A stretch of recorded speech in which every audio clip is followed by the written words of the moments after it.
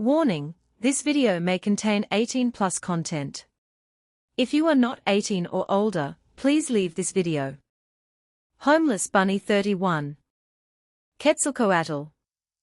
As always, Chinyu remained the most unusual Campione. He slew me when I descended to the mortal plane as a heretic god. That was nearly 90 years ago. He usurped my dominion over the wind, and when I reformed in the netherworld a decade later, he sought me out. Rather than looking to face me again while I was weakened, he sought to return my conch to me. He then challenged me to a proper fight, one in which my mind remained my own. For his victory, he demanded nothing else save for recipes from ancient Mesoamerica. As the god of culture and the arts, I was uniquely qualified to show him what my subjects had wrought. Like a proud father, I spent many days bragging about the creativity of my people. It was refreshing to talk about them, without focusing on the cruelties that my peers so enjoyed. That was how I became his subordinate god. He impressed me with both his strength and character, so I gave him my conch, and with it, my loyalty. Since then, I'd been part of only a handful of battles. I was a major god, with dominion over everything from the sun and the atmosphere to human culture, ceremonies, and travel. And yet, the rabbit was more likely to summon me to be a courier than a warrior. I felt the human squirm in my mouth. It was a thoroughly uncomfortable feeling, one I was unfortunately familiar with. This was sadly not the first time I'd had to deliver someone like this.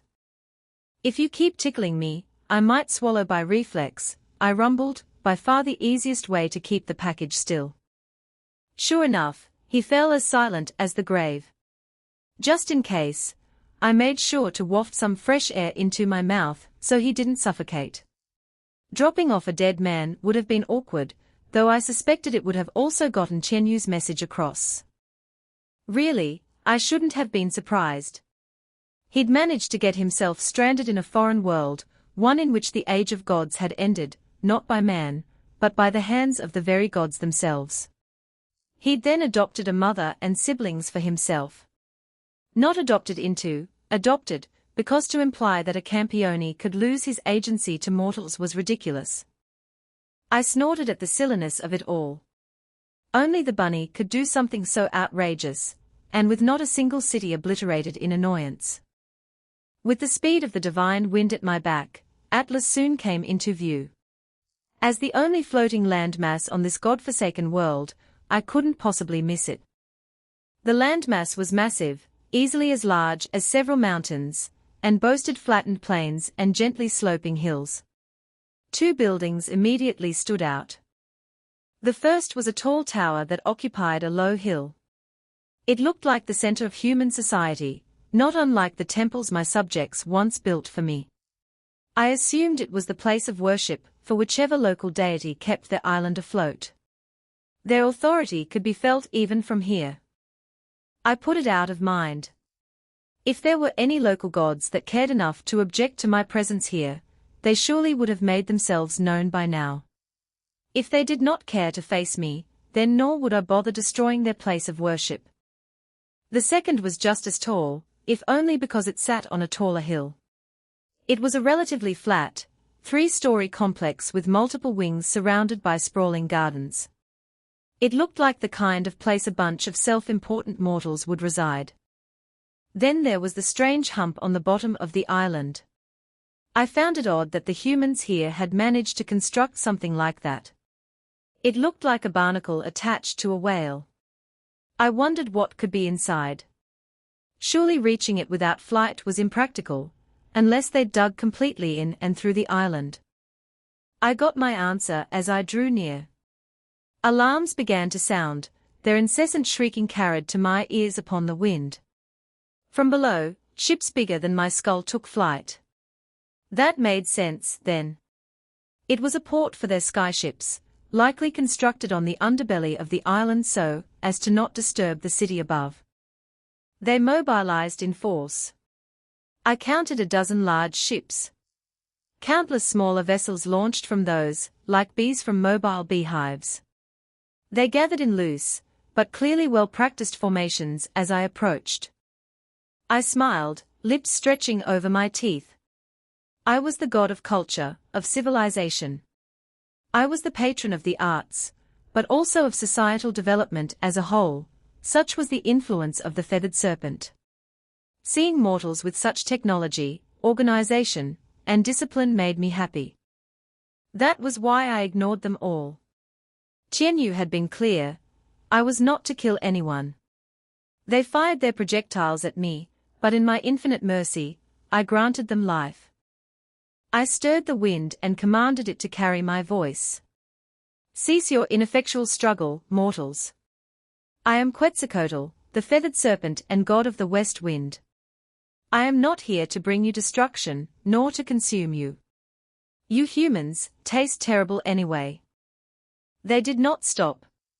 Bombs exploded in fire and ice and lightning. The explosives were undoubtedly very effective against their mortal enemies, but they failed to so much as scratch my scales. Were they not so incessantly bright, I might not have noticed I was being attacked at all. I hissed in annoyance, sending a deep vibration through my mouth and passenger. I gathered up the winds and commanded they obey. With a flex of divine might, the skies became still. No matter how hard their machines spun the air, no wind would flow into their ships. Hardened shells of air formed around the muzzle of each cannon, and when they next fired, the ships were damaged by their own hands. Are we done? Good. Now if you'll excuse me, I have a delivery for Jacques Schnee. James Ironwood Pov. I was a composed, disciplined man. I took a great deal of pride in these things, for I was, at heart, a soldier. Yet, today, I saw the limits of that carefully curated discipline. There was a snake. It was nearly a mile long by our estimate. It had a beautiful, crystalline appearance that captivated all who looked upon it. And it was flying. For a moment, I thought this was a fresh monstrosity conceived by the Queen of the Grim, but that could not be true. It glittered with every color of the rainbow, its glow somehow not losing out against the sun. I left defensive measures to my colonels and rushed to my office. Ozpin. I had to reach Ozpin. He had an answer for this. Or he had to be warned. If Atlas fell. The call went through immediately. Ozpin, there is a giant, rainbow snake flying towards Atlas, I began, my voice even. Briefings ought to be crisp and concise. The wizard, that ancient figure of unfathomable power and wisdom, chuckled sheepishly. He raised his mug and took a loud slurp. Ah, is he already there? He? I believe his name is Queso. What? Oh, I'm sorry. His name is Quetzalcoatl, the feathered serpent. As I've been led to understand, he is the god of the wind, sun, and a great many other domains. What? Yes, I'm sorry. So much has been happening lately. I completely forgot to let you know he'd be flying over. I closed my eyes, willing the mounting migraine to disappear. It did not. What the hell do you mean you sent a god? I took a deep breath. Things weren't that bad. My subordinates fired on the literal god, but he did not retaliate. Apparently, the finest Atlesian military technology couldn't so much as scuff his feathers. Then, the snake god did something that made the wind stop. Our ship's cannons exploded, sometimes damaging the ships and blowing them out of the sky. Currents of wind blanketed those ships, preventing every casualty. I didn't know how to feel about that. It wasn't the tens of millions of lien in damages that bothered me. It was the fact that we, the strongest fighting force on Remnant, weren't threats, we were children to be coddled. A cold pit formed in my stomach. Was this what Salem was like? How could we ever hope to hold our own against the Queen of the Grim if we couldn't even touch a sentient feathered boa? I let out another defeated sigh. I'd just received word that Winter Schnee, one of my most decorated specialists, had abandoned her post to chase after the serpent. She'd even hijacked a personal flyer. I understood. Family was important, no matter how estranged she might be. I only hoped this wouldn't turn into a tragedy. Jacques Schnepov. I did not understand. Where did it go so wrong? I had not married Willow out of love, only the simpering fool that she was could have believed such a farce. Ours was an arrangement, a transaction. She got a life of luxury. The Schnee name rose to new heights. And I got the wealth and prestige I rightfully deserved. Some personal indiscretions were acceptable, expected even. There was no passion in the bedroom, it stood to reason that we would find our fun elsewhere. Brothers knew how my secretary got her job. And if one of those lowly peasants got mouthy after the fact, it was understood that we'd clean up after ourselves like the grown-ups we were supposed to be. It didn't take much to silence an intern, a few grand here, a phone call there. Apparently, I'd sorely misunderstood our arrangement. Or I'd grossly overestimated Willow's maturity. She was not a functioning adult, she was an alcoholic lush, who coasted through life by the virtue of her family name. She had not kept her dalliances secret. She had not silenced her paramour. And now, not only had she put horns on me, she'd had the audacity to do it with an animal. I glowered at her with all the frustration built up over 2 decades of being married to this child. As always, Willow Schnee was drunk. This was not an unusual state of affairs for her. Usually, I left her alone to destroy her life and live her as she pleased, but this was too far. You will disavow any knowledge of this incident and disown that bastard I saw, I growled, or so help me I'll. You'll what, Jack? Willow slurred, face flushed red with the finest wines money could buy. She took a long sip from her glass, emptied it, then shrugged and reached for the bottle. You'll divorce me. Please, please divorce me. You? I lashed out to backhand the uppity whore. She needed to be reminded just who held the reins in this family, who'd raised up the Schnee name to its current glory. The blow never landed. Willow caught my hand with a fluid grace I'd only seen decades ago. I remembered then, this pathetic lush was once a huntress. She, like her daughters, had inherited her family semblance. There was a time when she too had stood on the battlefield. I tried to pull away, but her hand was like an iron vice around my wrist. I could feel the bones in my arm creak, as her fingers closed insistently. Really, Jack, she smiled, her prior drunkenness nowhere to be found. Her smile was icy, as frigid as the Atlas winter. Domestic violence. Are you sure you want to try that route? And now, Willow, I began, hating myself for the stammer in my voice. You don't want to do this. I hold all the cards. Yes, Daddy did sign over the company far too easily. It was the biggest mistake of his life. That rabbit is not your son. He's just a gold-digging bastard playing at public sympathy too. Oh, so you two should get along. Birds of a feather, right, Jack, she said sweetly. She took the bottle in hand and poured it over my head with a condescending smirk. Run along, the company is yours, as is your oh-so-precious image. I didn't get to retort. The wall collapsed inward, as if caved in by a localized tornado. Willow stood, semblance dancing on her palm, only to be rooted in place by the human-sized eye staring at us. You? Pasty male with the red wine marinade. If this is your idea of appeasing me, I'll have you know that my palate has evolved over the millennia, the eye said. He had a distinctive hiss that was almost melodic. I prefer my human sacrifices medium rare, with a side of chimichurri and rice. Basmati, if you can swing it. Ooh, and a black truffle garnish would be great too, but don't worry if you can't. That one's a bit of a reach, I'll admit. There was a monster outside my manor. He was truly massive, a many-colored serpent large enough to swallow Goliath's whole. He was also apparently intelligent enough to speak, and considered himself something of an epicure. And judging by his presence here, he had made light work of my clearly overpaid security staff. Former Atlas specialists, my ass. They were worthless. Like the man of poise I was, I voiced none of my frustrations. I carefully weighed my chances. I doubted I could outrun this thing, but that was what huntsmen were for.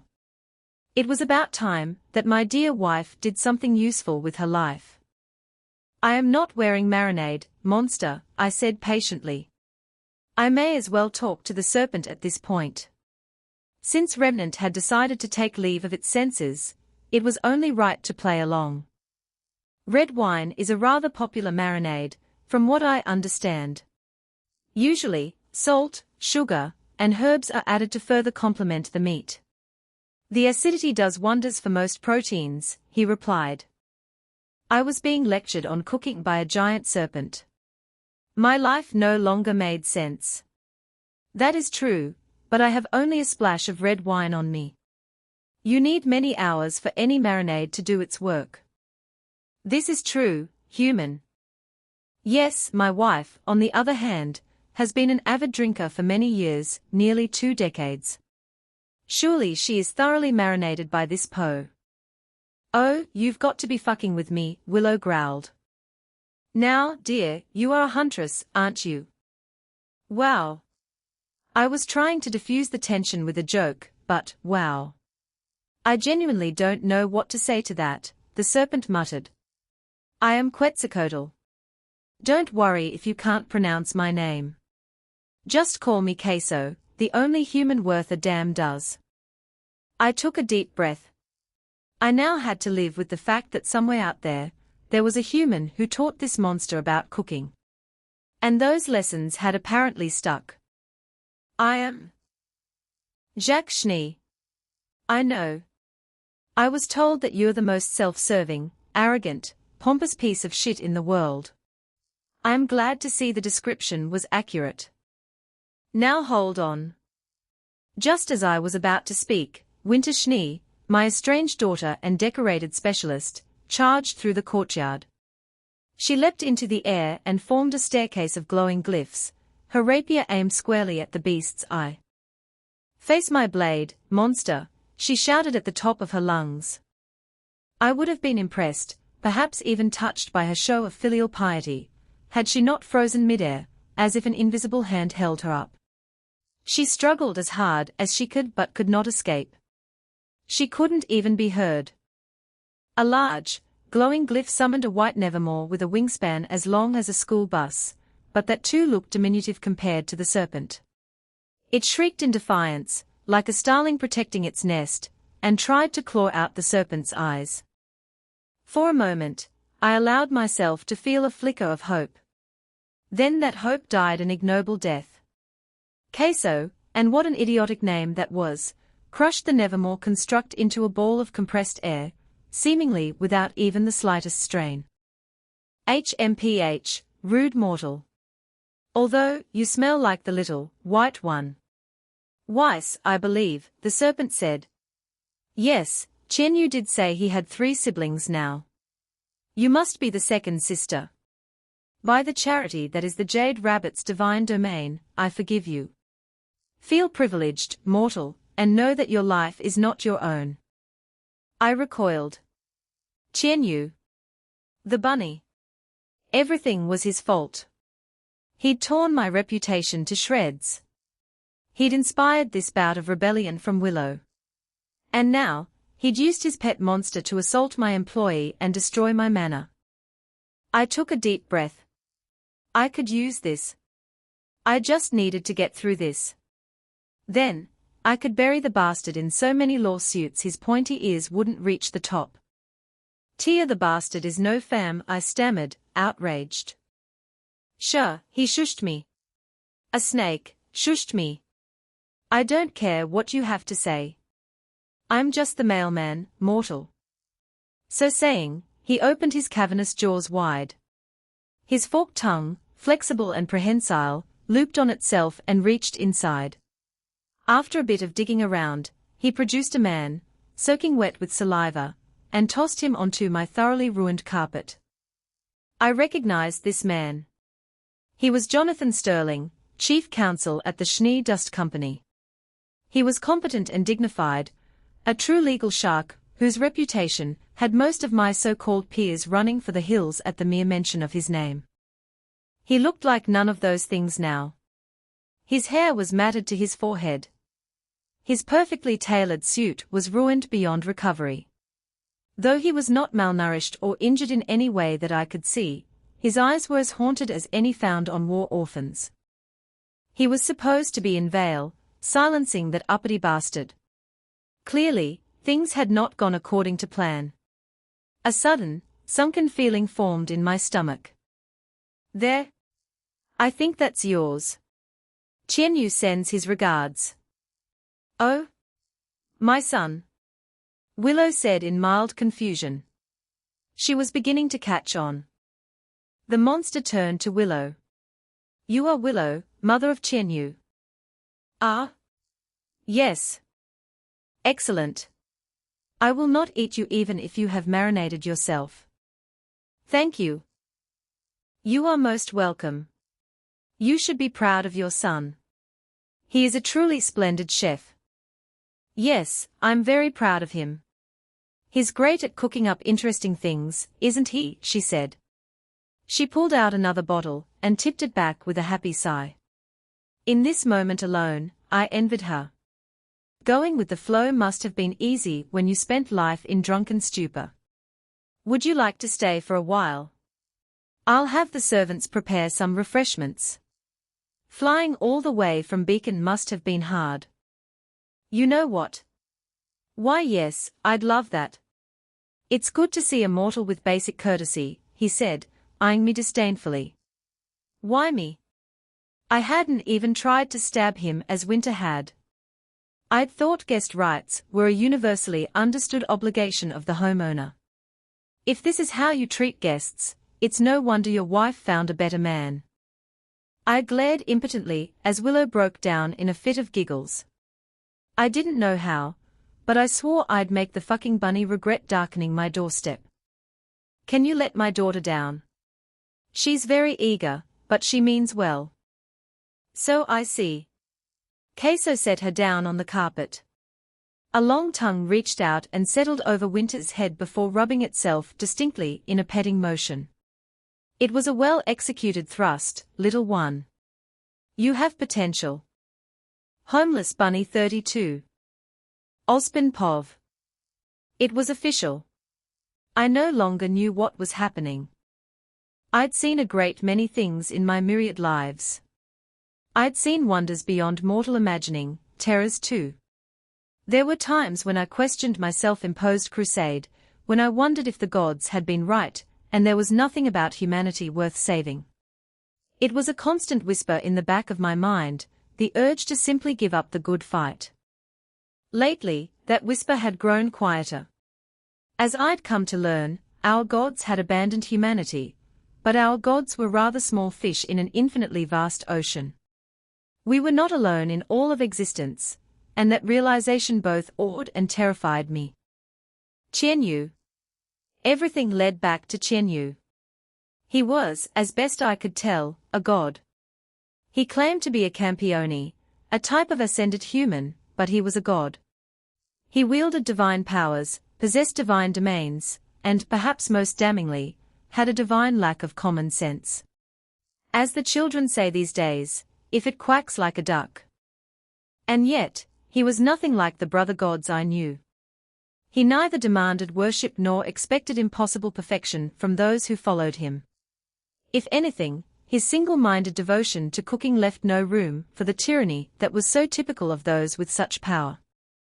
Oh, he could be vindictive. I was aware of a certain detective in Vale who was plagued by seemingly unkillable and catchable rabbits.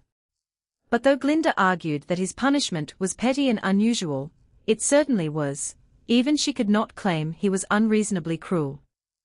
He'd taken over the training of Beacon's most promising students and quashed racially motivated bullying. Or rather, Amber crushed racially motivated bullying for fear that Qianyu might feel the need to get personally involved. I suspected that was wise of her. He made enough dust on Beacon Land to make the Beacon Dust Company the wealthiest entity in the world. We were now at odds with the Schnee Dust Company, but I would have been a fool to make any other decision. I felt that no matter how inexperienced, young Miss Schnee would be a better steward of this wealth than her father. And he brewed divine coffee. That was important. All told, he was a net positive for Vale, and Remnant at large. So no matter how annoying this meeting was, I couldn't bring myself to resent the resident god too much. It hadn't been long since Queso had made a mockery of the strongest navy in the world. I doubted that even having a literal god visit his doorstep would get Jacques to stop antagonizing the bunny. The man really was that arrogant. It was now my job to ensure that at the very least, he did not drag all of Atlas down with him. James, Glinda, Crow, and I were on the call to hopefully figure out where to go from here. Salem had reigned as God Queen for a time, but it had been millennia since a true god had been seen over Remnant. The good general's ruffled appearance was rather understandable in that light.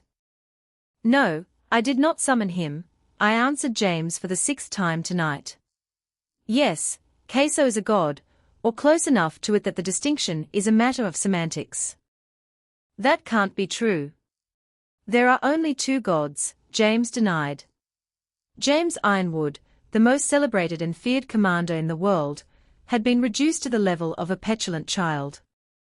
There were 2 gods that we were aware of. I never claimed to know every deity, merely the brothers. Queso is a god for certain, the manner and divinity he gave off was rather unmistakable. Qianyu claims to be a Campione, an entity who slays gods and usurps their powers. For our purposes, the distinction is irrelevant. Yes, you said that. And I shall say it as often as I must. Qianyu is a god. He has been remarkably accommodating thus far. Do not attempt to fight him. You will not win. There has to be something we can do, he insisted. No one is invincible. It's even in the title he claims, even gods can be slain. The only thing you will accomplish will be to lose ships and men in what I suspect will be ever more embarrassing ways. Have you ever lost to bunnies? Not a bunny faunus, literal bunnies. There is a real chance that Qianyu will destroy your navy with an army of bunnies. Be serious, Ounce. I took a sip of the glorious brew. The soothing aroma of hazelnut and cinnamon tickled my nose. I am deadly serious. I do not know how he can accomplish it, but I have no doubt it is within his abilities. Fear the bunnies, James. This is fucking great. Hey, maybe he'll make the bunnies build him a navy out of carrots, just so he can out General Tin Man over there, Crow said as he took a long sip from his flask. It's like one of my drunken fever dreams turned into reality. Though Qianyu has shown no interest in advanced technology thus far, it is not out of the realm of possibility. Reality is often stranger than fiction. Say, Ounce, can't we just point him at Salem? I mean, he can keep her busy for a few centuries, right? That sounds like a terrible idea, Glinda said. Then again, she disagreed with Crow almost on principle. Now, Glinda, James cut in. Crow does have a certain low cunning. Salem is a witch from the First Age. If he defeats her, great.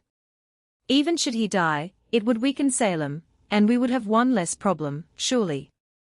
That will not work for several reasons, chief among them is that he can hear our conversation, I replied.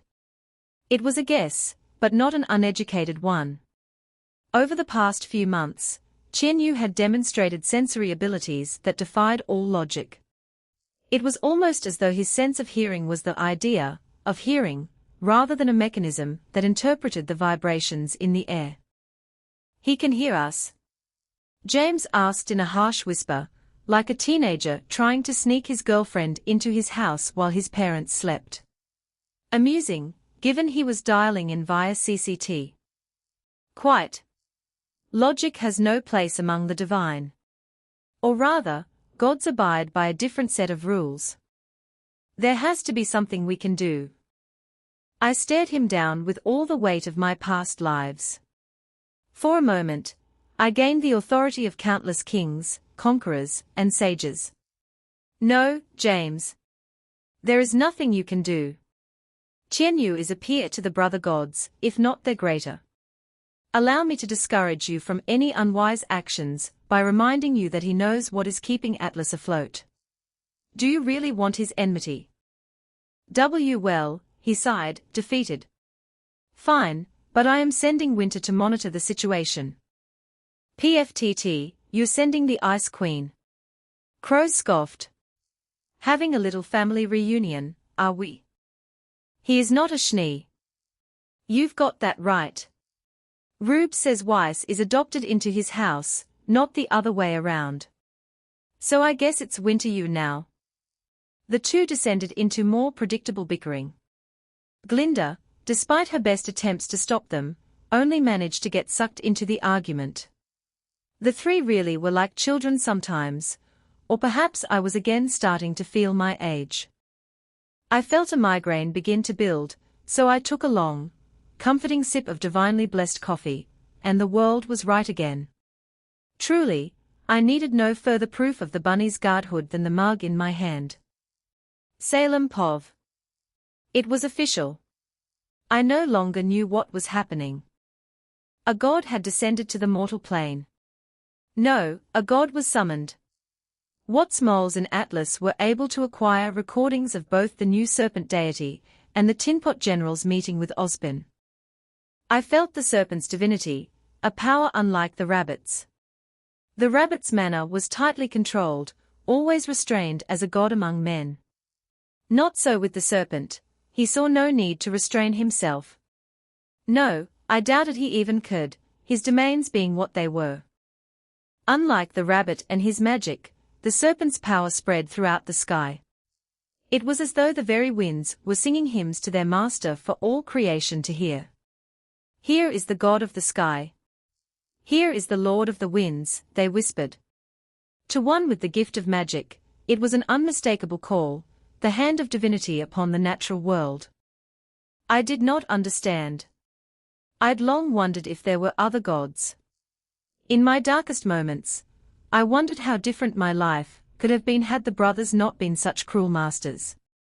The presence of another deity, I could accept. No, what I could not wrap my head around was the fact that this deity, this lord of the sky, chose to be someone's familiar, a glorified mailman. The more I considered it, the more certain I became, this was no familiar, at least not in the traditional sense. There was no master-servant relationship, because the idea that one could exist with the god in the junior position was laughable. There must be a contract. That was the only thing that made sense. The serpent deity clearly consented to being summoned in specific circumstances, for specific purposes. I couldn't imagine what went through that bunny's mind to think that his situation called for such a summoning, but there had to be conditions. That quenched the primal fear that stirred at his divinity. If there were rules to that contract, then those rules could be used to my advantage. I just needed to tease out what they were. My lady, what do we do? Watts asked, voice crackling slightly through the screen. That creature. What is it? A god, I replied simply, hiding my own trepidation. A queen had to appear unflappable. Or so he claims. There is but one goddess, you, my queen, Tyrion simpered. Blind faith and psychosis, what a beautiful combination. He was not the first fanatical sycophant, nor would he be the last. The serpent is formidable, as is his summoner. And yet, we know so little about this newest player on the board. Send me, my queen. I will not fail like Cinder. He would. There was no mistaking the divinity I'd sensed. If the summoner was even a tenth as powerful, then calling Tyrion a bug compared to this Qianyu figure would be generous. None of my subordinates could be trusted to face the rabbit. And yet. You will go, I said imperiously. Before he could preen too much, I gestured to Cinder as well. Both of you. What? The rabbit is still pretending to be a student. He is, my lady, the old doctor said. I have Beacon's academic calendar if you wish to target a specific day. I remember. The field trip to Forever Fall is an annual event. Yes, my lady. All first years are taken to the forest to acquire a unique sap that can be found in the trees there. The sap has medicinal and culinary properties, though I suspect the trip is primarily used for recreational reasons.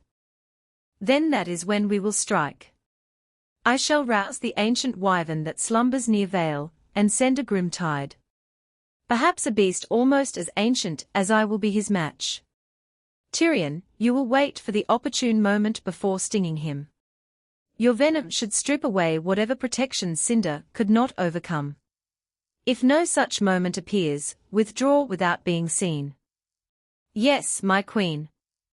Cinder, you may take the opportunity to slay the Fall Maiden. Between the wyvern, grim tide, and Tyrion, he will be too distracted to protect her.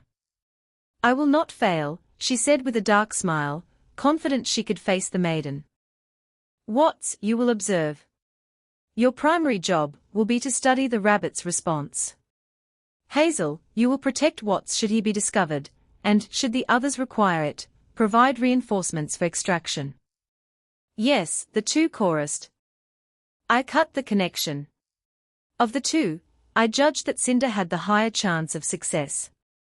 They were, in the end, expendable minions, tools to be used as I pleased. Even should all my human pieces be removed from the board, I would simply bide my time for another century or two. The Fall Maiden was a naive child. Given she possessed half the maiden's power and far more experience in combat, she likely could overpower the maiden. All it would take was a single moment of direct contact with her palm, and the grim parasite I'd placed in her would do the rest. Then, even if Tyrion fell, I would claim the power of one of my daughters. But Tyrion's mission wasn't impossible either. Gods did not kneel. I was intimately familiar with their divine arrogance. If a contract could be made, gods abided by the terms of that contract, and only that contract. This Queso was contracted to act as the rabbit's herald, perhaps also a transport. Perhaps he would not be required to fight in defense of the rabbit. In which case, the wyvern could possibly kill the rabbit, or offer enough of a distraction for Tyrion to land the killing stroke. I could be wrong, of course, but that was why Tyrion was being sent first. He was my least reliable vassal, if also the most fanatical. Success would be splendid, but the degree of his failure would tell me much. I looked through the window, up towards the broken moon. The god of darkness shattered the moon when they abandoned Remnant. It had slowly been repairing itself as of late, something Qianyu took credit for. Perhaps he spoke the truth, perhaps not. In the end, it didn't matter. I had more ancient grim. If Qianyu fell here, he would never have been able to grant my wish anyway. If he succeeded, if he truly proved to be as mighty as he claimed, then perhaps. Perhaps I could finally rest. Yang Xiaolong Pov. It was official. I no longer knew what was happening. Qianyu said I did well this weekend. I worked hard, didn't forget the menu items, and diffused all the catcalls from drunk guys without punching their lights out. He said that, as a reward for being a good waitress, I could pick tonight's menu for the teams. Weiss slipped me a post-it in class asking for a lobster thermidor, with a side of apricot burrata salad, wild mushroom risotto, and a wine pairing. She also slipped in a blank check. For fuck's sake, I didn't even know what half those words meant. So, of course, I asked for a cheeseburger. Let it never be said that Yang Xiaolong was a sellout. Really, what was wrong with a burger anyway? Meat, buns, cheese, maybe some grilled onions. That was all a burger really needed. Even Uncle Crow could grill up a decent burger, and he was usually too drunk to be trusted around fire. Then I had an idea. Sure, I was a bit of a purist, but that was because I lived on patch all my life. We didn't exactly have a large variety in terms of ingredients. Food could be imported, of course, but most of it was basic stuff that we couldn't grow ourselves. I figured, why not? Why not try the fanciest, bougiest burger the Magic Bunny chef could make? This could well be a once-in-a-lifetime opportunity. That was the idea, anyway. It started kinda fun. We were all gathered in the dorm commons, our 3 teams. At this point, it wasn't the communal kitchen, it was Chienyu's kitchen. Everyone else occasionally got to use the microwave. Weiss turned up her nose at the thought of gourmet burgers, surprisingly. She said all those foie gras, caviar, and truffle shavings were a waste of money, things slapped on top of a patty to show off wealth rather than because their flavors meshed well. That just made me double down. Now, I demanded the fanciest, highest quality burger Chienyu could make, if only to get on Weiss' nerves. Chienyu's eyes glowed like ruby headlights. She should have known he'd take that as a personal challenge. Then things got weird. Chienyu set a matchbox-sized suitcase on the counter. It expanded to full size, and the lid popped open to reveal dozens of different compartments. Spatial expansion and chronostatic enchantments. Basic stuff, Chienyu explained, like anyone else carried around a magic fuck you bag full of cooking ingredients. He opened one specific compartment and pulled out a container of ground beef. All right, let's talk beef. For burgers, you typically want ground beef with about 15 to 20% fat content. The exact ratio depends on the other ingredients you're adding to the burger. For our purposes, let's go with a standard 85% lean, 15% fat. Now, this blend is a bit special. What? Is that one of those Australian A5 patties? I joked. No, and don't you buy into that bullshit. A 5 is shorthand for highest yield and quality. Yield is the ratio of meat to the rest of the carcass, and doesn't matter, because you're not eating a steak. Quality typically refers to fat ratio, and the way said fat is marbled throughout the beef. It also doesn't matter because when you make ground beef, you're obviously mixing the fat into the meat anyway. What you really want to pay attention to is the cow's diet and lifestyle. Free-range cows that are permitted to graze and exercise will develop a grassy, earthy note to their meat that cows that are fed on grain feed will not. Also, I suppose dry-aged beef will have a difference in taste as well, but you're not likely to find that at a general goods supermarket. Aha! You understood none of that. And no, I was paying attention. I squawked. My reward was starting to sound like a lecture. Fine, whatever. This particular ground beef is none of those things. It's special because it's from a Nana's pet bull. Luo Hao and I kill it in the netherworld every time it reforms its legend. Wait. This was someone's pet. No.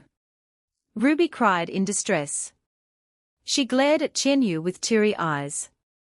How could you eat someone's pet? Hey, you don't know Inanna. She's a colossal bitch. And in my defense. What? What could possibly justify patricide? I don't think you know what that word means, Ruby. I don't care. Well, in my defense, the bull tastes really good. Chienyu. Hold on, Rubes, I said, grabbing my sister before she could tackle the bunny. He said the bull grew back. What kind of bull grows back? The divine WMD kind that was used by the Sumerian pantheon to smite entire civilizations off the map, Chienyu said calmly. It was like he derived some sick pleasure from making our lives weirder and weirder. Inanna is the Sumerian sky goddess and the ruler of heaven. Her pet bull is a divine spirit that reforms in the netherworld once slain. So, we are about to eat a god? Amber asked tentatively. I still wasn't too sold on the god thing, but she seemed to believe it 100%. Yep. Well, kinda. I'm going to take a bit, and mix it with regular beef to make sure the residual manna inside doesn't overload you. Because then your soul would explode and that'd be bad. Yes, exploding is bad. Let's not do the exploding, one of the twins said wryly. I still had trouble telling them apart. Don't worry, I'm a master chef. But are you a master divine meat mixer person, too? Alchemist, the word you're looking for is alchemist. And as a point of clarification, the one who bears the title of the Jade Rabbit must also be the Grand Alchemist of the 36 Heavens. The original Jade Rabbit got that title because she was responsible for brewing the elixir of life that the immortals of the Taoist pantheon drank. So, yes, I am in fact a master alchemist. So what else is going in the burger? I asked curiously. From the bottom up, I'm thinking a hearty roll made from wheat bartered from Demeter, and a roasted red pepper spread with diced Ojacharapeeta peppers. It's got a citrusy, floral note and packs a bit of a punch. Is Demeter another crazy magical person? If by magical you mean one of the original 6 gods that overthrew the god of time, then yes. She's the goddess of the harvest and her grains are fantastic, he replied, tapping out a number of small, bright peppers into a pestle. Nora picked up the pestle and smelled the peppers. They don't smell like much. How spicy are they? Fairly spicy, but far from the worst. The peppers are completely mortal, but I think they'll fit in nicely here. Now, on top of the roasted red pepper spread goes the patty and cheese. Is the cheese from a mythical cow, too? Blake asked, half in jest, half out of genuine curiosity. Amalthea, and she's a goat.